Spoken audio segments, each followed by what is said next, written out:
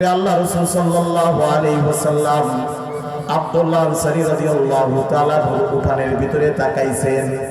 তাকানোর পরে দেখেন যে তার সন্তানকে একটা শিকল দ্বারা বাইধে রাখছে। আল্লাহ রাসূল সাল্লাল্লাহু আলাইহি ওয়াসাল্লাম জিজ্ঞাসা করেন, হে আব্দুল্লাহ আনসারী, ওই যে সন্তানটা শিকল দ্বারা বাঁধা, ওই সন্তানটা কার? কিসের জন্য তাকে শিকল দ্বারা বাঁধা হয়েছে? আব্দুল্লাহ আনসারী রাদিয়াল্লাহু তাআলা ডাক দিয়া কয়, ইয়া রাসূলুল্লাহ, ইয়া হাবিবাল্লাহ, শিকল দিয়া যে গাছের সাথে একটা শিকল দিয়া যে সন্তানকে বেঁধে রাখছি, সেই সন্তানটা আমার সন্তান।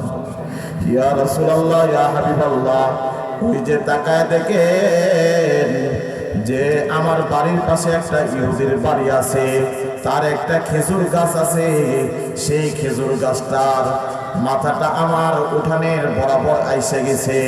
সেখান থেকে যখন খেজুর পাকে যখন পড়ে, আমার এই ছোট্ট সন্তান না বুঝা খায় ফেলায়। ইয়া রাসূলুল্লাহ, ইয়া হাবিবাল্লাহ, ইয়া রাসূলুল্লাহ, ইয়া হাবিবাল্লাহ, আপনি তো বলিয়াছেন লা ইয়াদখুলুল জান্নাতা জাসাদুন গুযিয়া বিল হারাম, যে শরীরের ভিতরে হারাম প্রবেশ করবে,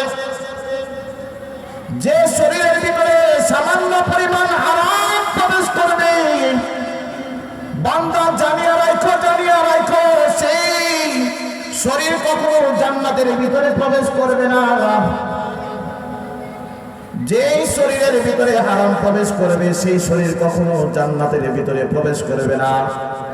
আব্দুল্লাহ আনসারী রাদিয়াল্লাহু তাআলা ডাক দিয়ে কয়, ইয়া রাসূলুল্লাহ, ইয়া হাবিবাল্লাহ, আপনার কাছ থেকে যখন এই কথা শুনিয়াছি, আমি তো সারাদিন আমার বিবির এবং সন্তানের চাহিদা মেটানোর জন্য আমি সারাদিন বাহিরে থাকি। আমি তো আমার সন্তানকে দেখে রাখতে পারি না।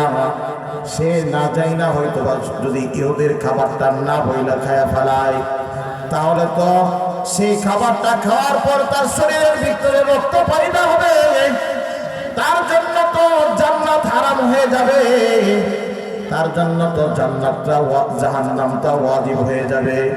ইয়া রাসূলুল্লাহ, ইয়া হাবিবাল্লাহ, যেন ওই ইহুদির গাছের খেজুর যেন না খায়, এজন্যই আমি তাকে শিকল দ্বারা গাছের সাথে বাইধা রাখছি।